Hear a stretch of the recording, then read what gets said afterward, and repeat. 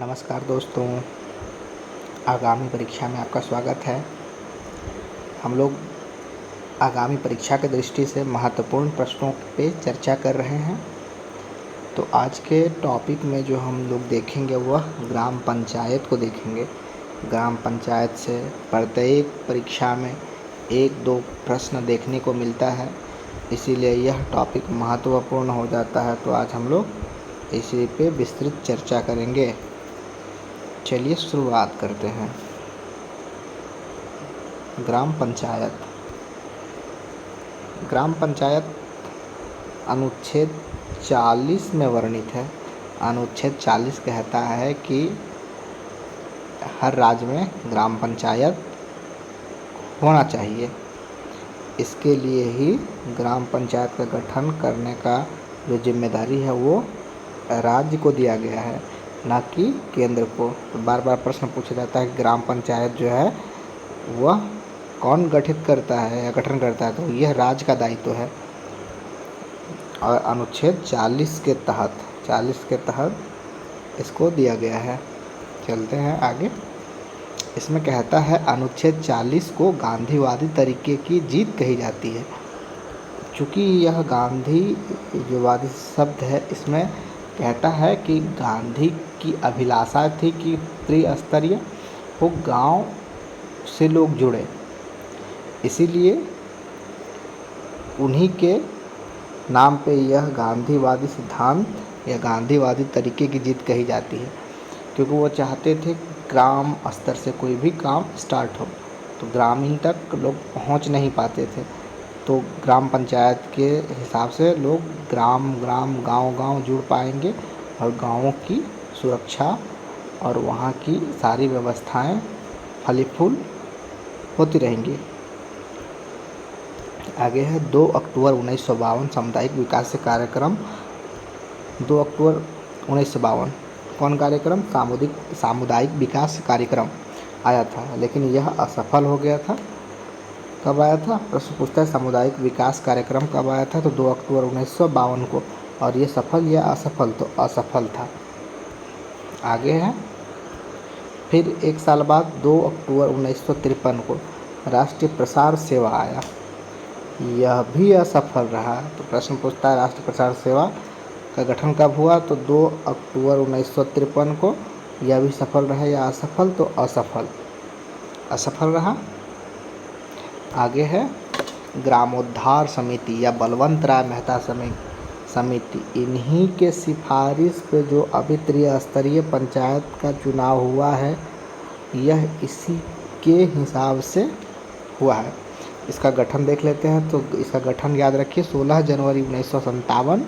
इसका प्रतिवेदन जो दिया गया था वह नवंबर 1957, और यह लागू हो गया था 1 अप्रैल 1958 को। तो गठन कब है? 1957।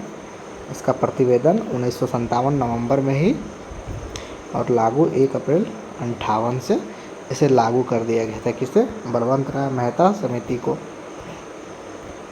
आगे है यह बलवंत राय मेहता समिति त्रिस्तरीय बात पे चर्चा करते हैं, इसीलिए हम डायग्राम पे इसे प्रदर्शित करने का प्रयास किए हैं कि ग्राम स्तर पर ग्राम पंचायत हो, और प्रखंड स्तर पर पंचायत समिति हो, और जिला स्तर पर जिला परिषद हो। यह त्रिस्तरीय। पहला है ग्राम पे ग्राम पंचायत, प्रखंड पे पंचायत समिति, और जिला पे जिला परिषद। आप देख सकते हैं यह गांव है, फिर यह पंचायत है, और यह पूरा मिलकर के जिला है। और इसी तरह एक त्रिस्तरीय चुनाव का सीधा देख सकते हैं यहाँ पे। तो एक बार मेरे साथ बोलिए। त्रिस्तरीय में पहला ग्राम पंचायत ग्राम स्तर पर, प्रखंड पंचायत समिति, और जिला में जिला परिषद। अगला पे चलते हैं। इसमें कुछ बातें हैं जो इम्पोर्टेंट है, उसे मैं नोट करा दे रहा हूँ। तो लोकतांत्रिक विकेंद्रीकरण का मूल इकाई जो है यह प्रखंड होता है, क्योंकि सबसे नीचे तो प्रखंड ही है, तो प्रखंड होता है। तो और एक इम्पोर्टेंट पॉइंट है जो 17 मई 2004 को संघ मंत्रालय पंचायती राज व्यवस्था मंत्रालय सृजित किया गया। तो यह सृजित कब किया गया था मंत्रालय में? तो 27 मई 2004 को। अगला है, नोट में लिखेंगे, इसे लागू करने वाला पहला राज्य राजस्थान का नागौर जिला था। राजस्थान का नागौर जिला। प्रश्न पूछता है पंचायत राज लागू करने वाला पहला कौन राज्य था और कौन जगह था? तो नागौर, जो राजस्थान का एक ज़िला है। कब लागू हुआ था? तो 2 अक्टूबर 1959 को। आंध्र प्रदेश इसे लागू किया था 11 अक्टूबर 1959 को। और साथ में एक बार बिहार को देख लेते हैं। बिहार 1961 में। यह झारखंड के परीक्षा की दृष्टि से भी अति महत्वपूर्ण है, क्योंकि उस समय झारखंड अलग नहीं हुई थी और झारखंड एक साथ ही अटैच था, इसलिए बिहार को देख लेते हैं। तो बिहार 1961 इसे लागू किया था, बिहार 1961 में। 2 अक्टूबर 1959 को नागौर राजस्थान का एक ज़िला है, वहाँ पे इसे सबसे पहली बार लागू किया गया था। उसके बाद आंध्र प्रदेश 11 अक्टूबर और बिहार 1961। अगला प्रश्न है, LM सिंघवी समिति। इसका गठन जो है 1986 में और इसका प्रतिवेदन जो नवंबर 86 में दे दिया गया था 1986। और पंचायती राज व्यवस्था को संविधान में स्थान देने की यह सिफारिश की थी। तो प्रश्न पूछता है कि पंचायती राज व्यवस्था को संविधान में स्थान देने की सिफारिश किसने की थी? तो LM सिंघवी समिति ने। LM सिंघवी की समिति का अगर गठन पूछ दे तो जून 1986, इसका प्रतिवेदन अगर पूछ दे तो 1986 नवंबर। अब है 73वां संविधान संशोधन। यह पंचायत, ग्राम पंचायत के मध्य नज़र से बहुत अति महत्वपूर्ण है। यह जो 73वां संविधान संशोधन है, यह इसके तहत 1992 में पारित हुआ था लोकसभा और राज्यसभा से। यह 20 अप्रैल 1953 को 17 विधानसभाओं के अनुमोदन के पश्चात राष्ट्रपति, उस समय कौन थे? डॉक्टर शंकर दयाल शर्मा का हस्ताक्षर हुआ। और उस समय अगर प्रधानमंत्री की बात करें तो PV नरसिम्हा थे। अगला है, 24 अप्रैल पंचायती राज दिवस के रूप में मनाया जाता है। तो पंचायती राज दिवस कब मनाया जाता है? 24 अप्रैल को। पंचायती राज व्यवस्था का दिवस 2010 से शुरू हुआ। यह बार बार प्रश्न पूछता है, पंचायती राज व्यवस्था किस दिवस, मतलब किस साल या किस वर्ष लागू किया गया? तो 2010 में, 24 अप्रैल 2010 को पहला था। उसके बाद है संविधान का भाग 9। संविधान का भाग 9 में अनुच्छेद 243 से 243 O तक इसका वर्णन है। इसमें कुल 16 अनुच्छेद हैं और इसमें 11 अनुसूची और 29 विषय है। 29 विषय, 11 अनुसूची। अब इसके हिसाब से थोड़ा झारखंड को देख लेते हैं। झारखंड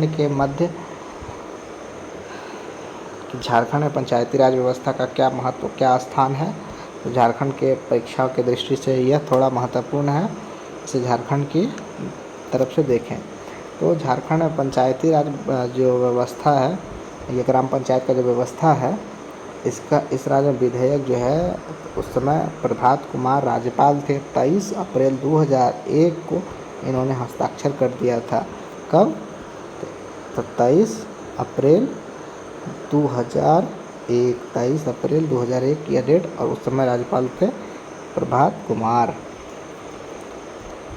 इस समय त्रिस्तरीय चुनाव 2010 में हुआ था और त्रिस्तरीय चुनाव 2010 में प्रथम झारखंड में चुनाव जो हुआ था 2010 में, और तीसरा चुनाव अभी 22 में हुआ है, हाल ही में। अभी त्रिस्तरीय पंचायत गठन खत्म हुआ है। इसके मुख्य निर्वाची अधिकारी जो थे के रवि कुमार थे और निर्वाचन आयुक्त डॉक्टर DK तिवारी। यह आगामी परीक्षा की दृष्टि से झारखंड वासियों के लिए अति महत्वपूर्ण है। झारखंड वासियों इसे ध्यानपूर्वक नोट कर लेंगे। यह डाटा आगामी परीक्षाओं में पूछा जा सकता है, इसीलिए झारखंड में त्रिस्तरीय पंचायत चुनाव 2010 में हुआ और तीसरा चुनाव अभी 22 में समाप्त हुआ। इसमें मुख्य निर्वाची अधिकारी के रवि कुमार थे और राज्य में निर्वाचन आयुक्त जो थे डॉक्टर DK तिवारी थे। दोस्तों आज के लिए यहीं तक, फिर मिलते हैं किसी अगले टॉपिक में। अगर आपको यह चैनल पसंद आता है इसे सब्सक्राइब कर सकते हैं और आपका मन हो तो लाइक भी कर सकते हैं। और कोई टॉपिक अगर आपको लगता है कि इस पर वीडियो बनाया जाना चाहिए तो आप कमेंट सेक्शन में बता सकते हैं। कोशिश करूँगा उससे रिलेटेड वीडियो बनाने का। फिर मिलते हैं किसी नेक्स्ट वीडियो में, तब तक के लिए जय हिंद।